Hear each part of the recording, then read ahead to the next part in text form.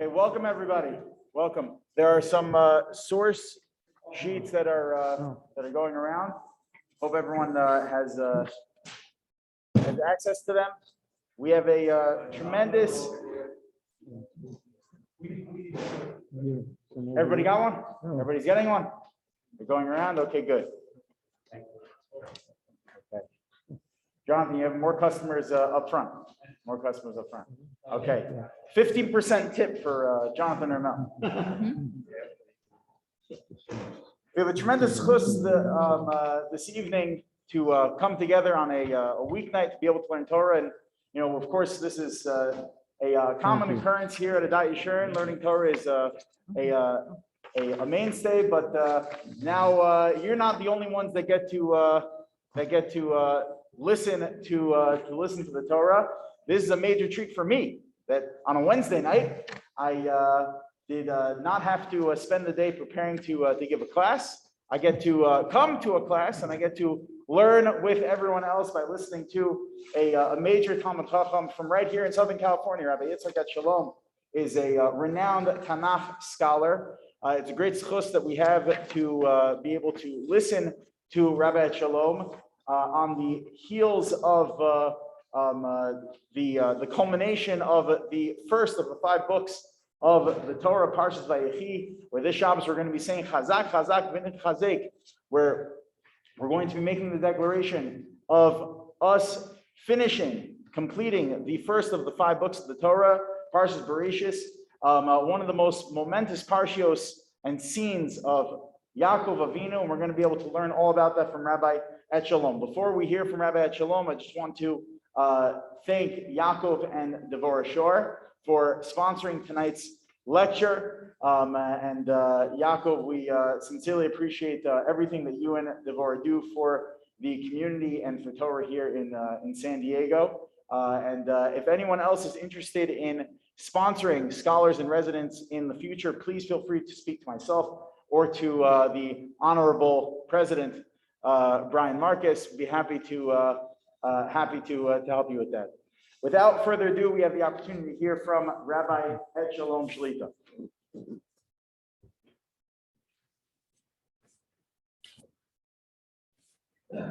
Thank you, Rabbi Reich. It's a pleasure to be here, and it's a real pleasure to be speaking to you because Rabbi Reich notified me that according to the new mandate, I'm the only one who doesn't have to wear a mask here. So, much as I had actually planned to come and listen to Rabbi Reich's shir, I found out when I got here he didn't prepare and that I'd have to wear a mask, so I figured I'll give shir anyways.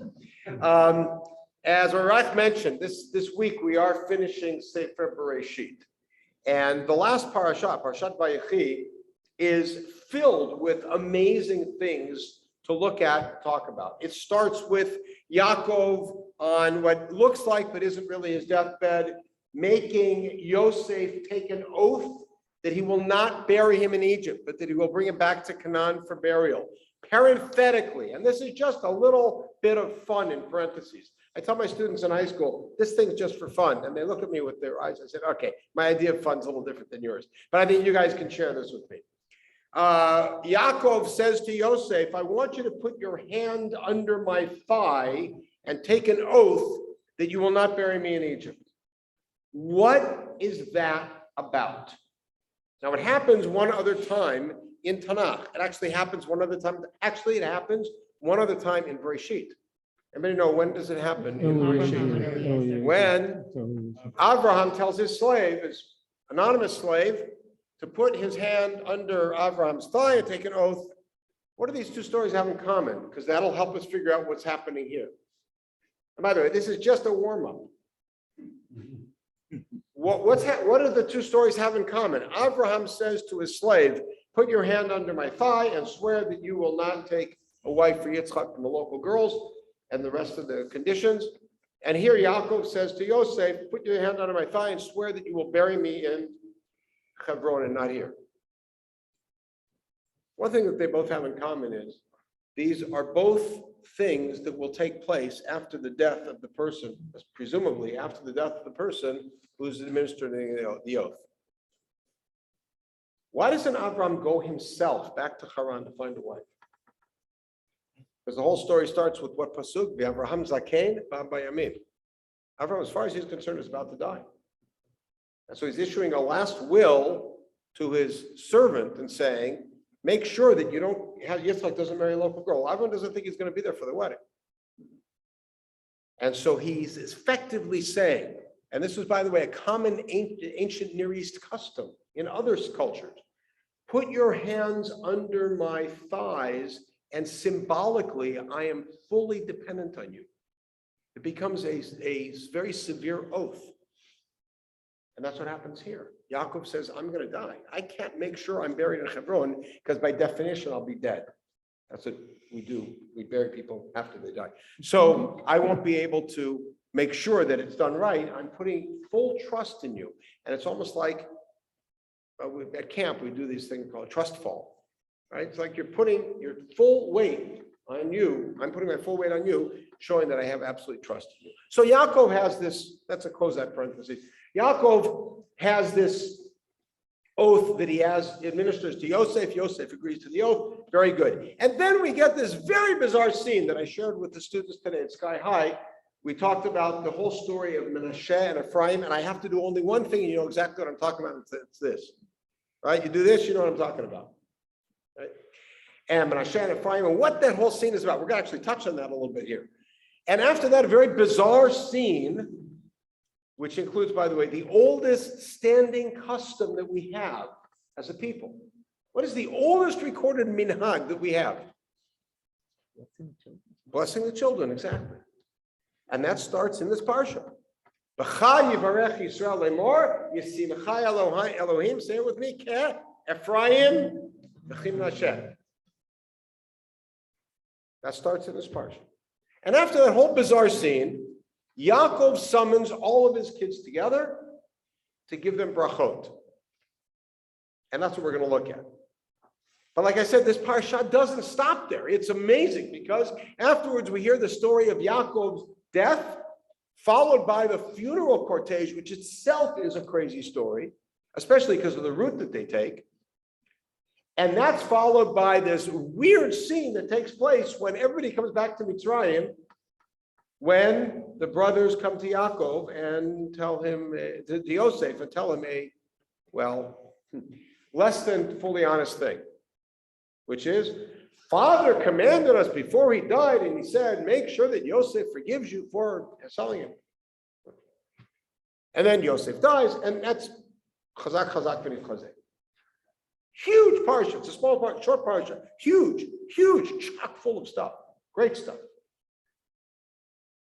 But I want to look at the brachot, because the brachot, the blessings that Yaakov gives to his sons, which are on the first page, it's beautiful paper, and translated underneath, are strange. They're strange from the beginning, they're strange in the middle, they're strange at the end, they're strange in the order, they're strange in the wording, everything's strange about it. So let's just do this. Let's read them through and ask some questions along the way. See if anything interesting pops up. We'll see. Vayikra Yaakov el banav. You can read it in English underneath. Vayomer hasfu v'yagida lachem et asher yikra etchem b'acharit hayamim. Yaakov calls his sons together and says, gather and I will tell you what will happen b'acharit hayamim. What does that mean? Now, the reason I ask that, if you are Reuven et al., what do you expect to hear now from father? From old father, from dying father? What do you expect to hear from him? So considering that he telegraphed, what he's going to tell you is, Asher yikra etchem be'acharit hayamim. This is what's going to happen to you at the end of days. What do you expect to hear from him? The future. The future. Okay, what kind of future? Meaning, next week after I'm dead? Next year after you've done mourning for me? A month or 2.5 from now when you return from burying me? What is acharit hayamim? Because that's going to change everything here, which is, are we now going to read texts about some distant future? Maybe a future we haven't yet realized? Or are we reading texts about things that are going to happen a week after this? That changes everything about how we read this text. Let me give you one example of this. Rashi, based on the Midrash, reads this as being that Acharit Hayamim means messianic times. Now, the problem is that there is nothing, seemingly, in these brachot that have anything to do with messianic times. So what does Rashi say happened? Yaakov wanted to reveal to his sons what the end of days will look like, and God then pulled it away from him, and then he shifted, which means the conversation went like this. Let me tell you about Acharit Hayamim. Oops, let me tell you about something else. That's Rashi. But there's a lot of other ways to read it. So let's keep that in mind. Let's juggle that ball in the air. Gather and I will talk to you. Okay, who am I going to talk to first? The answer is Reuven. Why Reuven first? He's the Bechor. He's the eldest. Okay, isn't this beautiful? I'm going to give you a bracha. I'm about to die. I'll call my sons together. Here's my oldest son. I'm going to give you a beautiful bracha. What's the beautiful bracha? Basically, you're fired. Are you ready? Reuven Bechori ata. You are my eldest. Kochi v'reshit oni. My strength, the first of my power. Yeter seif v'yeter az. Powerful, strong. But pachaz kamayim. You were hasty as water. Al totar. And therefore you did not gain the extra piece. Why? Ki alita mishkevei avicha. You defiled your father's bed. Az chilalta yitzui Allah. What is Yaakov referring to? What event is Yaakov pointing at Reuven about? Bilhah. However you understand what happened with Bilhah, the simple read of the text that Reuven slept with Bilhah, Midrash Chachamim, that most but not all Midrashim accept, which is that he actually moved the beds around, but not that he actually slept with her. Regardless, Reuven defiled father's bed. Now we have to see what that's about because we have to understand what's happening to Reuven here. What other things did Reuven do between the time he was born and now that we know about? We know the Bilhah story, although we don't really know what happened. What else? He tried to save Yosef by saying, let's not kill him, let's throw him in that board. How well did that work? That didn't work out too well, did it? Okay, what else did Reuven do? He gave the mandrakes. Right? He gave the flowers to his mom, right? And then that didn't really play out that way exactly. Okay, what else? He offered Yaakov, you could kill my two sons and let me take Binyamin. That didn't really play out very well either. If you kind of look at it, you see that Reuven seems to be well-intentioned. I don't know about the Bilhah thing. And he seems to be kind of clumsy about it. I'm being very nice. Seems to be very clumsy about it. But his clumsiness seems to be driven by a desire to do things without thinking about the consequences. And now what happens here? Pachaz kamayim. You rush like water and you lost your advantage. Reuven is the Bechor. Reuven is supposed to be the leader of the family when Yaakov dies. He can't be the leader of the family because the brothers don't look up to him. Why don't they look up to him? Because they see that he acts in haste. Let's go to the Bilhah story for a second and figure out what's going on. Why does Reuven do whatever he does with Bilhah? Yaakov's wife, meaning Yaakov's mate, we'll call it that way. Why does Reuven act that way? So the simplest explanation is what happened just before that. Yaakov was madly in love his whole life with one girl, and that is Rachel. Tragically, just after they leave Beit El and they're moving south, Rachel goes into childbirth. We all know the story. Rachel tragically dies on the road. Yaakov has to bury her, and we can only imagine how much Yaakov is obsessed with his grief. Rachel, who was withheld from him, Rachel, who was cheated from him, Rachel, who didn't have kids until finally she had Yosef, he's consumed with grief. And like the Midrashim say, right, that Reuven says, look, the old man, he's not doing it anymore. So I'm going to step forward. How do I step forward and take over the family? How did Etshalom demonstrate that he was the king when David ran out of Yerushalayim? He had relations with David's concubines. It's something that happens in Tanakh, it happens in other cultures. A takeover from the patriarch happens by taking that person's partner.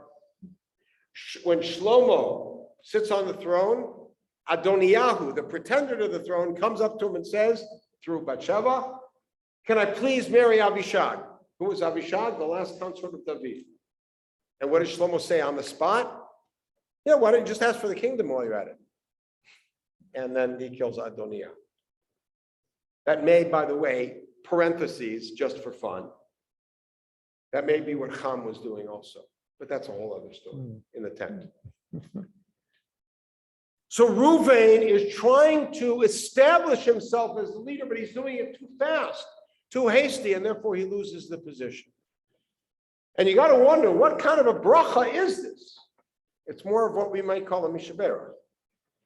Okay, who's next after Ruvain? Who's next? Shimon, but you said it right. It's not Shimon, it's Shimon and Levi. Why are Shimon and Levi together? Why doesn't each person get their own bracha? By the way, I give brachot to my kids every Friday, sometimes Thursday night, because I have two in Israel, so Thursday night on the phone. I have two in New York, so that's Friday afternoon, Friday midday on the phone. And I have one at home, that's Friday night. We're all together, give them brachot. I don't say to the two, hey, you two guys, come here, I want to save time. Why are Shimon and Levi together? Partnership. Because Shimon and Levi are also going to get reamed. What are they getting reamed for? Shechem. Shimon v'Levi achim. Why does he say it that way? Because what did the text say about their massacre? Vayechi Shimon v'Levi achei dinah. They are the brothers. They act as two together. And they are achim klei chamas mecherotehem. They have vicious weapons of violence. And I don't want to have anything to do with them. And what am I going to do to them? I'm spreading them out. I'm dispersing them. The Greek translation on afitzeim here is diaspora. We know that word. By the way, parenthetically, but it's not at all parenthetically. Where does Shevet Shimon inherit land? They don't. What do they inherit? Cities inside of Yehuda. Where does Levi inherit land? They don't inherit any land. What do they get? Cities spread out. So we think it's beautiful because we want Levim in every neck of the woods. That's not Yaakov's idea. He says, I don't want the Levim hanging out together because they're dangerous. Same thing with Shimon. So far, I'm kind of wondering, what's far brachos does? So that's what you got to say. And there are those who suggest, I've heard recently somebody suggest, Yaakov is an old man, Yaakov is maybe not thinking straight. I'm not going to say chas v'shalom because that's not the issue. Yaakov is thinking straight as an arrow. But Yaakov is thinking beyond the minute, beyond the moment, beyond the farewell. He's thinking way down in history. So let's see what he does. Yehuda, he's next, number 4. Ata yoducha achecha. Look at this bracha, it's gorgeous. Yehuda, ata yoducha achecha. Your achim, I don't want to translate it yet, acknowledge you. Yishtachavu lecha b'nei avicha. The sons of your father all bow to you. Wait, isn't that the same thing? Is that your brother?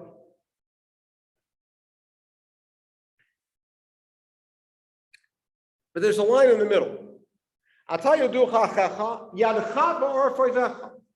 Your hand is on the neck of your enemies. Aren't those two statements the same? The answer is not exactly. While Reuven is tripping over his own shoelaces, and Shimon and Levi are sharpening their weapons, what's Yehuda doing? We have a story about, a whole big story about Yehuda in the middle of the Yosef story. It's Yehuda and Tamar, that whole story.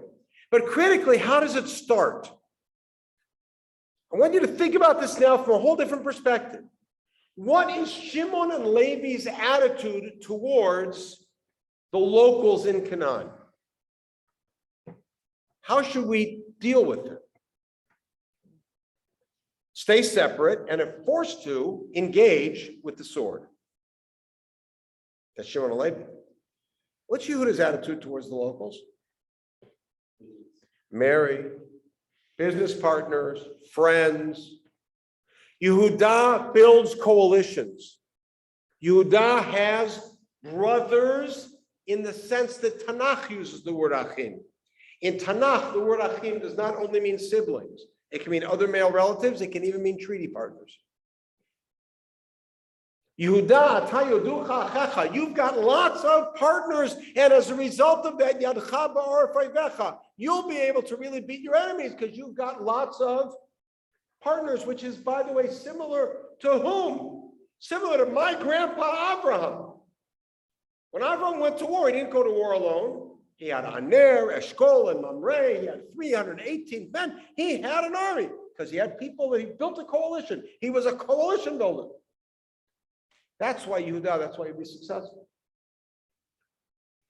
And he likens Yehuda to a lion, and then he tells him the following, Pasuk Yod, Lo yasur shevet mi Yehuda mechokek mi ben raglav. And here's where the Acharit Hayamim comes in, among other places. The scepter shall never leave Yehuda. The stick of the lawgiver will always be held between his legs. One possible interpretation. Ad ki yavon Shilo v'lo yikach damim, which is translated about 17 different ways by the Parshat. I exaggerate only a little bit. It's more like 12. Yehuda will be the king ad ki yavo Shilo. What does ad ki yavo Shilo mean? So the Ramban says until the descendant comes, and that's Mashiach. Acharit Hayamim, Messianic times.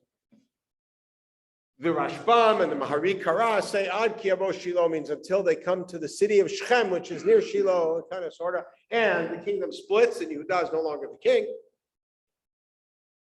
The Sforno has a whole different take on what Shiloh means. Almost everybody's got a unique take, right? I'd like to suggest what I think is going on here and connect it to Acharit Hayamim. When we hear the phrase Acharit Hayamim, we think Mashiach. And we have a good reason to do that, because the most famous Acharit Hayamim, the single most famous Acharit Hayamim, it's not on the handout. It's in Yeshayahu Bet. V'haya bi'acharit hayamim. This is such a famous passage, even the UN knows about it.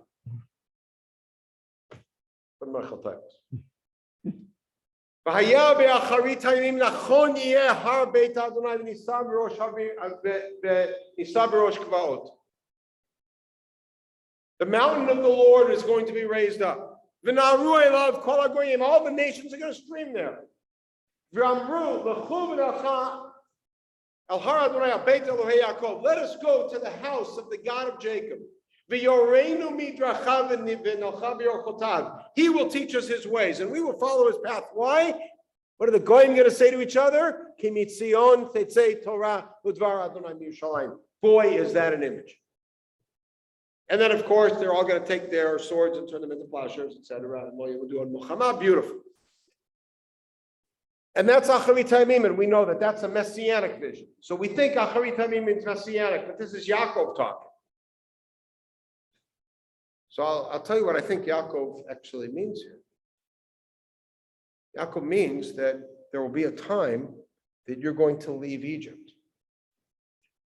And at that time, the leader is going to become Yehuda. Because when you march through the desert, and you march into the land, you are going to be marching not as a nation, but as an army. How did Am Yisrael march through the desert? As a machaneh, as an army. And there were portions, so there would be 4 equal sub-armies on each side. And what was in the middle of the Mishkan and the Leviim? They're marching as an army. Think about it. Ishal machaneu, Ishal diglo, every man with his camp, every man with his flag. It's an army formation. And you're marching, and who's going to be in front? Machane Yehuda. Until when? How long will you need to have an army? Until you come into the land conquer the land, and establish the Mikdash. Where? Where was the first place the Mikdash was built in Israel? Shiloh. Ad ki yavo Shiloh. Yaakov is telegraphing to his kids where I want you to build the Mikdash. Because I believe that is the spot where Abraham built his first Mizbeach. Take a look in the beginning of Bereshit. Bereshit did that.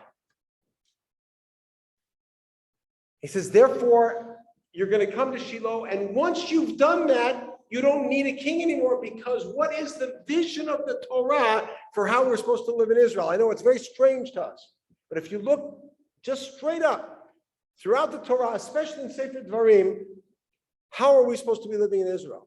Nationally or tribally? If you look in the Torah, you will see the answer is tribally. Shoftim v'shotrim titen lecha, v'chol sharecha asher lishvatecha. Halachically, it's so. In Masechet Horayot, we talk about the Beit Din of an individual shevet and Rov Shvatim. We look at the nation as a confederation of tribes. And that's what Yaakov is saying. Yehuda, you're going to be in charge until you come to Shiloh, at which point, that means the war will be over, you'll have conquered the land, you'll establish the Mikdash, and then, lo yikatamim, all of the nation, all of the tribes will gather. And at that point, then you'll all go your own way, and there will no longer be a need for Melech. That's another way to look at it. Depends on Acharit Ta'amim. Okay, that's Yehuda. I want to quickly get through the other Shvatim because there's something else that's weird happening. Reuven, Shimon, Levi, Yehuda. Who should be next? Who should be next? You have two choices. Who should be next? What? Yisachar should be next. Why? Because let's do all of Bnei Leah. Or what's the other choice? Who should be next? Dan, because we want to go in birth order. That's fine. Okay, who's next? Zvulun. Okay, so the order is a little bit hinky right now. It's going to get hinkier in a minute. And by the way, let's just look at it. What does Yaakov say to Zvulun? Zvulun, what are you going to be doing? L'chof yavim mishkon. You're going to be a merchant marine. Parenthetically, at the end of Birchat Yehuda, which we just traipsed over quickly, but at the end of Birchat Yehuda, he's told about the wine and the milk. The wine and the milk. How many of you have driven down Road 60 in the last ever in your life? Road 60 goes south of Yerushalayim, goes through two tunnels. It's called Kfish Hamin Harot, and it goes down to Hebron. Ever driven on that road? Okay, how many times have you had to stop because some little Arab kid was crossing the road with 45,000 sheep? Right. It's a very popular sheep grazing area. If there's a lot of sheep grazing, there's also going to be a lot of milk.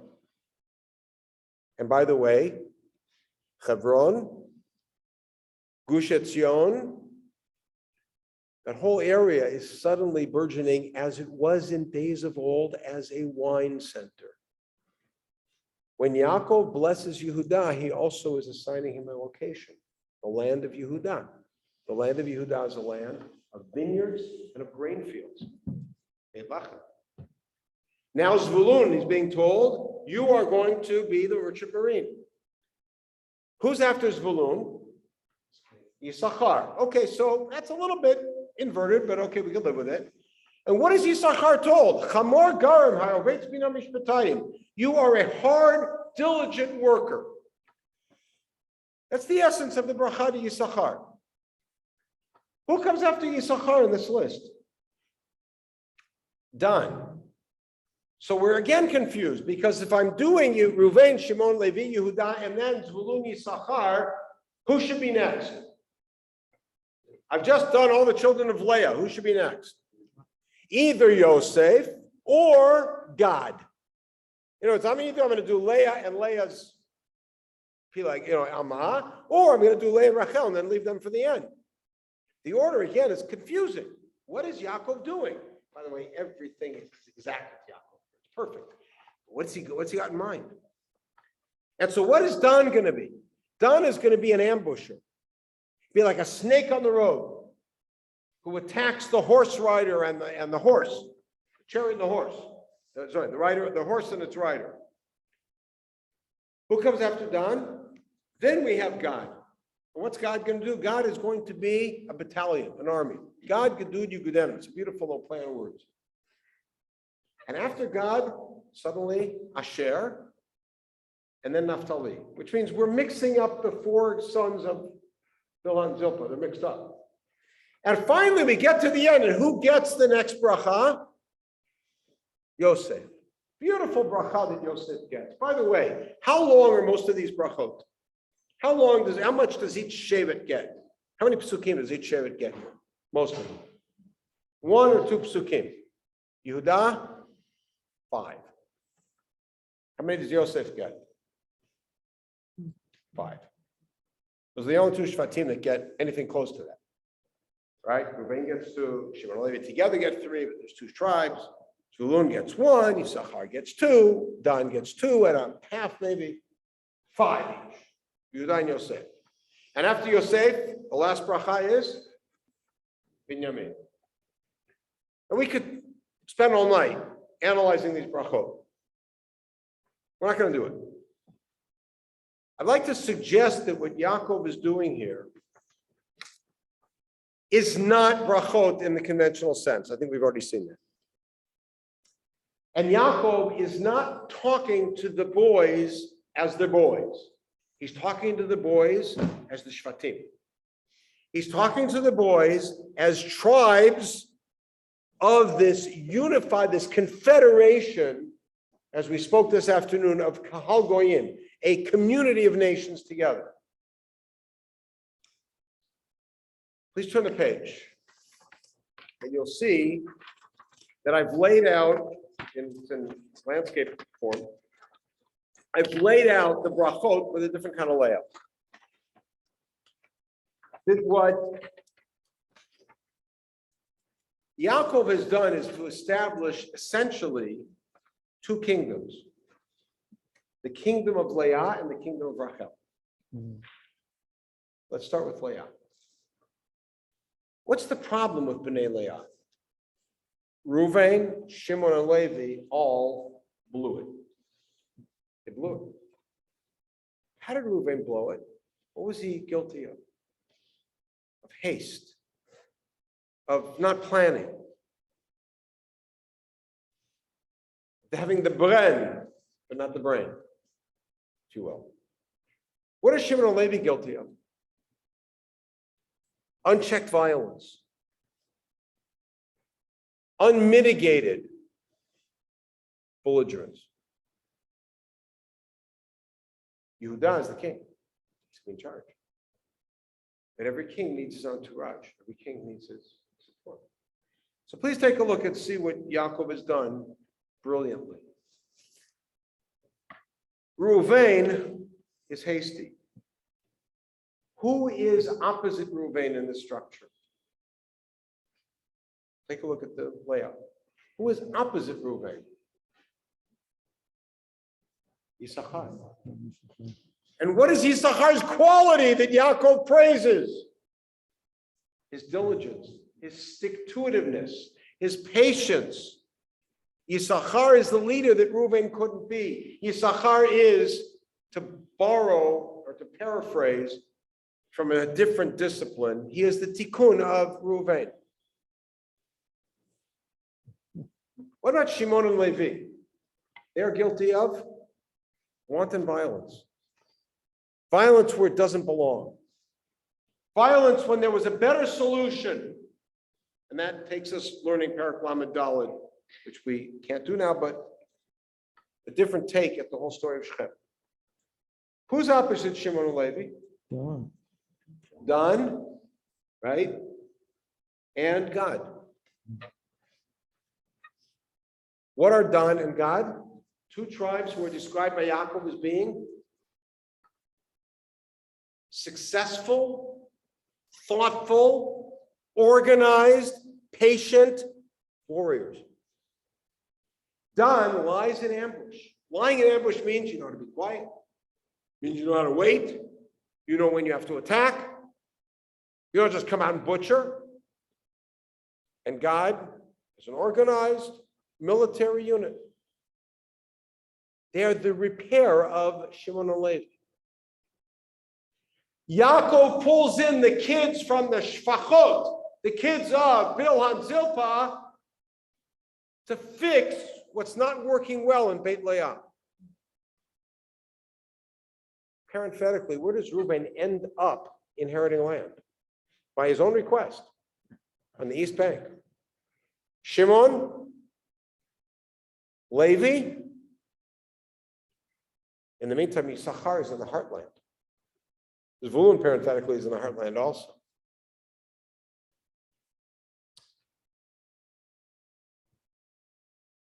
Yehuda is the king. Who's opposite Yehuda? And this structure, I didn't monkey with this structure at all. I simply put everything in order and I just made it 2 columns. I simply copied the list and I said, hey, can I make it 2 columns? Mr. MS Word, I guess Ms. Word, I guess you'd call it, right?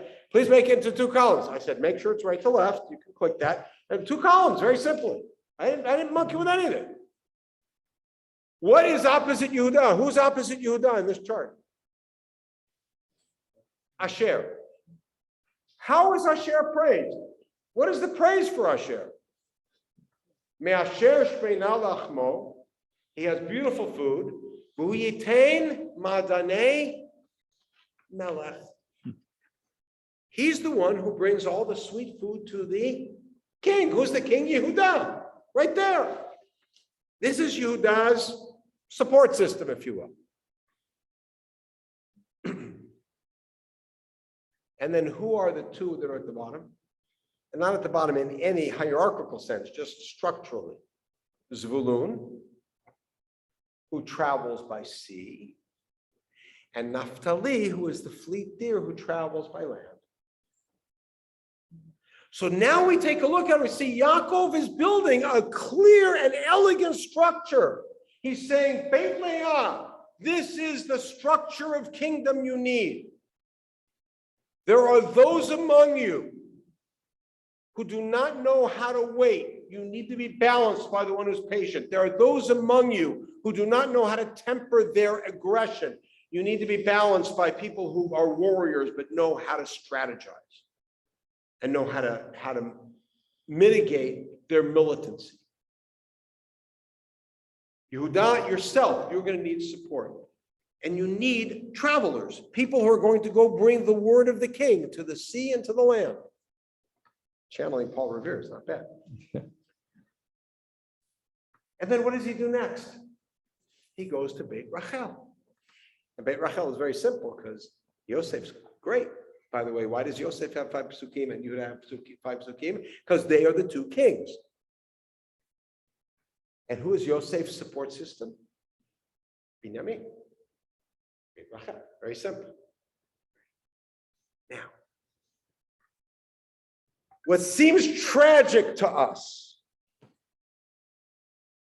but isn't necessarily tragic, is that Yaakov here is setting up 2 confederacies. A federation of Yehuda and all of Bnei Leah and Bnei Bilhah and Bnei Zilpah, and a federation of Bnei Rachel. I'm not going to call them the north and the south, because people are going to start tearing statues down. But I will call them the north and the south because that's exactly what happens. What is the northern kingdom that we call Israel or Shomron? What is that? Who are the kings up there? Who's the first king there?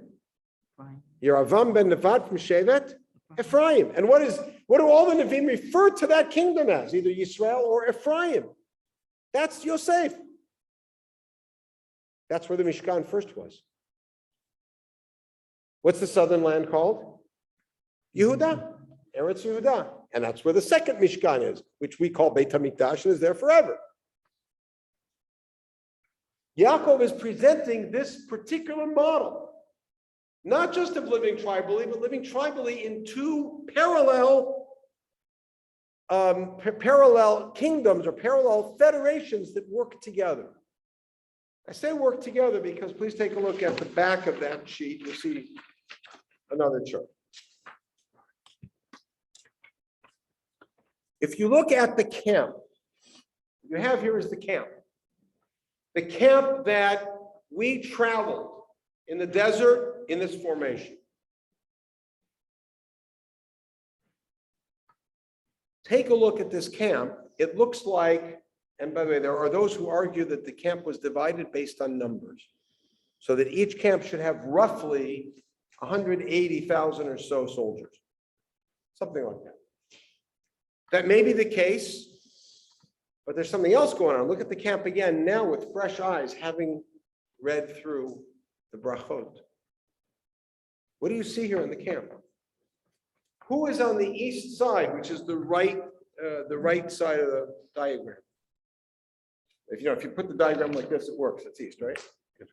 So who's on the east side of the camp? Yehuda. And who's with Yehuda? Yisachar and Zvulun, the other members of Leah who weren't rejected. Yehuda, Yisachar, Zvulun. Who's on the other side? Who's on the west side of the camp? Ephraim, Manasseh, and Binyamin, which are Beit Rachel. Beit Leah and Beit Rachel. Who's on the sides? The support system. The support system or the outcasts? And in the middle is the Mishkan.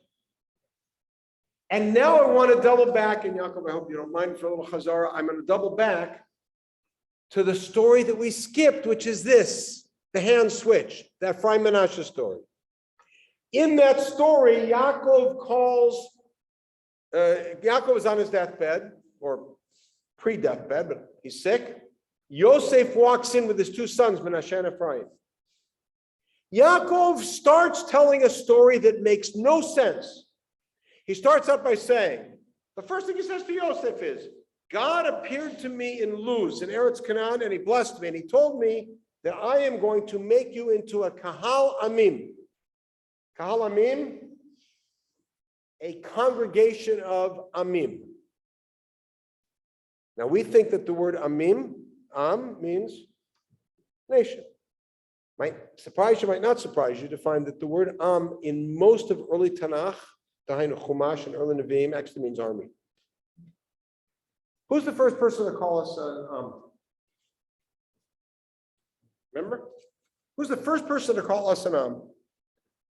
It's not one of us, it's an outsider. Well, you got a week to figure it out because it's in Parshat Shemot. What does that mean? Simply translated, the army of Bnei Yisrael is greater and mightier than we are. Because what's the next thing he says? There's going to be a war and they're going to fight us and they're going to either make us leave, they'll leave. It's about an army. And you find it throughout Yehoshua and Shoftim, the word Am, in Shmuel, even in Malachim. The word Am seems to mean army most of the time, not all the time. It usually does. Yaakov, it says to Yosef, God came to me and said, I'm going to turn you into a Kahal Amim. Kahal, a gathering, a community of Amim. I'm going to turn you into a gathering of armies. And the very next thing that Yaakov says is, and God also told me, I'm giving you this land. What are the two things that have to do with each other? The answer is, I'm giving you this land that you're going to have to conquer with armies. You're not going to walk in and take it. You're going to have to walk in and fight for it. And Yaakov quotes this, and the very next thing he says is, oh, by the way, I'm adopting Manasseh and Ephraim. From now on, when Manasseh gets an aliyah, it's not Yamod, Manasseh ben Yosef. It's rather Ben Yamod, Manasseh ben Yaakov. Actually, Yamod, Manasseh ben Yisrael. Yamod, Ephraim ben Yisrael. Yaakov adopts Manasseh and Ephraim, and he says, Kiruvayim v'Shimon Yehuli. They're going to be like Reuben and Shimon. Why is he upgrading them? We don't fly much these days anymore, but still upgrades are in our head. Why is he upgrading them from grandsons to sons? Favos. Because what does he create? He creates now a house of Rachel that's got three tribes. Ephraim, Manasseh, Binyamin. Who can now balance out the three remaining tribes of Leah that are leaders, that are Yehuda, Yisachar, and Zvulun. Look at the map. And now we've got parity. Now we've got Kahal Amim. Now we've got armies that can fight together. And indeed, that's exactly what happens. And it may not surprise us at all to find out that the individual leader who led that battle was actually from Ephraim. He was the one who led that battle, Yoshua, Shevet Ephraim. So we look back at what Yaakov did here, with the background of what he did earlier with the Menashe and Ephraim. We realize that what Yaakov is determining here on his deathbed is not a messianic vision, nor is it brachot in the conventional sense. Very nice, but that's not what he's doing. What he's doing is he is assigning tasks, in some cases assigning a land or no land. He's assigning jobs, he's assigning positions to his sons and their progeny to be organized in a symmetrical and quasi-hierarchical system that will be successful to achieve what God promised him, which is, I'm giving you this land. It's all about establishing an army that's going to be successful in getting through the desert and then getting into the land and conquering it. Interesting last tidbit to look at. Do you see the map on the back of the camp? If you turn the map, you don't have to turn the map, but if you just change the compass, Yehuda conquered what land? What land of Israel is Yehuda? What direction is it on the compass? It's the south. Right? And who is the northern part of Israel? Ephraim. Menashe. By the way, where was Dan supposed to conquer? Tel Aviv. You ever heard of the Dan hotels? What's the bus line in Tel Aviv called? It's not called Ega, it's called Dan. It used to be called Dan. Right? Gush Dan. We refer to Tel Aviv, Yafo, that area as Gush Dan. Because that's where Dan was supposed to conquer. By the way, where did Reuven end up conquering?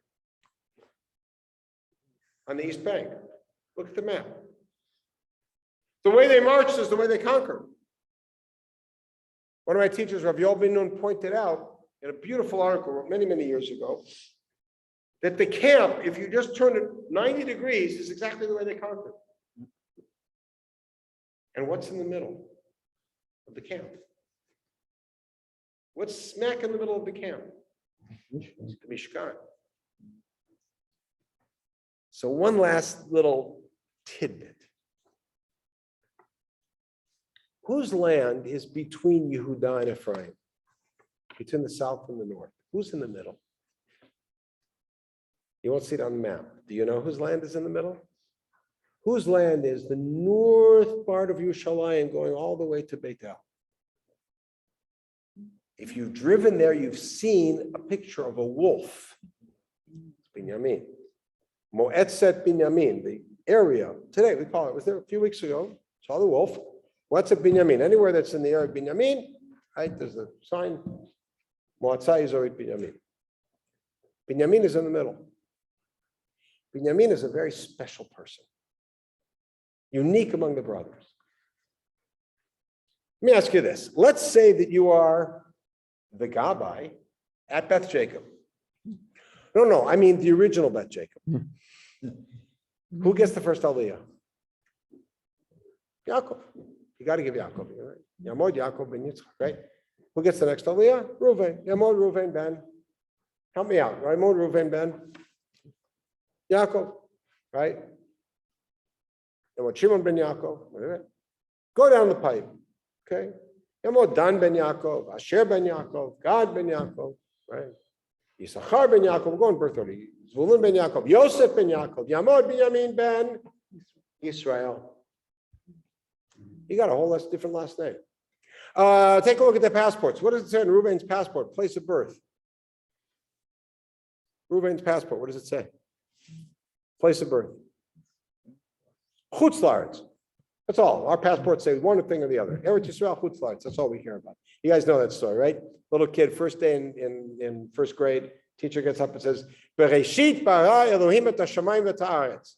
Kid raises his hand and says, Az mi bara et Chutz La'aretz. Right? Hashem created the land, the heavens and haaretz, and the kid says, so who created outside of Israel? Right? Binyamin, what does it say on his passport? Born where? Born where? Every other brother says born in Chutz La'aretz. What does it say in Binyamin? Born where? Better than that. It says born in Eretz Binyamin. Wow. Wow. Can't get cooler than that. The last point. Every mikdash that we had was built either just outside of or in the territory of Binyamin. Shiloh, Nov, Givon, Yerushalayim, all inside Binyamin. Binyamin is in the middle, and Binyamin takes the place in this map of the Mishkan, right in the middle. The title of his article was Nachalat Binyamin, Nachalat HaShechina, the territory of the Shechina. But again, as that was a side point, to just finish up what we're looking at, we looked over the course of the past 58 minutes, we looked at Yaakov's bracha when he summoned his sons to his bedside. We looked through it and we saw that the bracha was not very kind in some cases. It was somewhat odd. We also noticed that the order of the bracha was strange. We also noted that Yehuda and Yosef were the only ones to get these full 5 psukim, and everybody else got a shorter piece. Yes, what is it that Yaakov is doing? And it's all driven by the question of what's Acharit Hayamim. So I suggested that what Yaakov is doing here is he is organizing his family for the relatively immediate future, meaning several generations down the line, of how this family as a unit and really as 2 units working together is going to accomplish what their task is, which is to return home, conquer, settle, and take sovereignty, and then continue to live as shvatim that interact and support each other, all with the joint task of Avodat Hashem, and of course of bringing that light to the rest of the world. Thank you. It's been a delight.